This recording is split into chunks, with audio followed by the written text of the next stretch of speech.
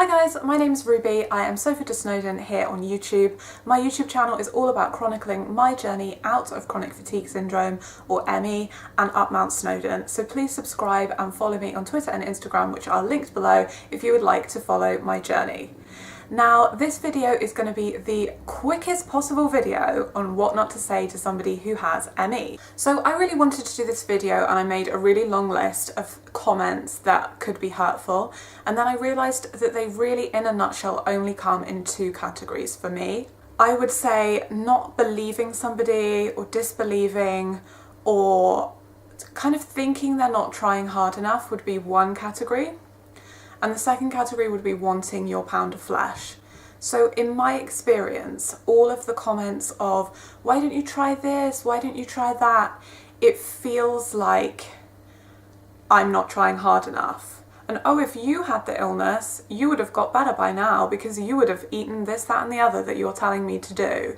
So it just feels like a disbelieving thing. And all the, but you don't look sick, anything that's my friend had ME and was horse riding the whole time, like that makes somebody feel like you're not on their side, you're judging them, you're analysing them. You don't want to be assessed by your friend or your family member, or if only they had it, they would have solved it by now. So that's the sort of disbelieving in a nutshell. And then the other half of things, wanting your pound of flesh, I would say it's things like, why can you do this and you can't do this? Or you wanted to do this yesterday and now I'm asking you to do this, you can't do this today. It's all very much, don't you realise how hard this is for me? Yes, it is. There's a way to say that, and I know if you're in a very, very loving relationship and one of you has ME, I know it's really hard for the other person. But if you are not acknowledging that the illness is hard for the person that has the illness, and you're only pushing, this is hard for me, that's extremely offensive. Or work, don't you realise this is very inconvenient of us, that you're sick? It's expecting the person who is living under limitation to buffer the limitations. I also think if you have a friend that you see once a week and they get ME, you cannot expect to see them once a week when once a week is all they have, because you're not realising they need to do other things within that. Do you know what I mean?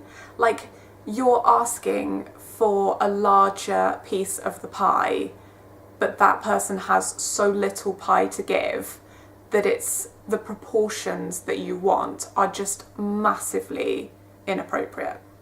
So I would say, I don't know how clear that's been, I feel like I'm struggling with brain fog today, but I would say if you're about to say something to somebody with ME and you're thinking, oh gosh, I should have read that 100 comments not to say to ME, I would say, does it sound like you don't believe them? Does it sound like they're not trying hard enough? Does it sound like you want something from them?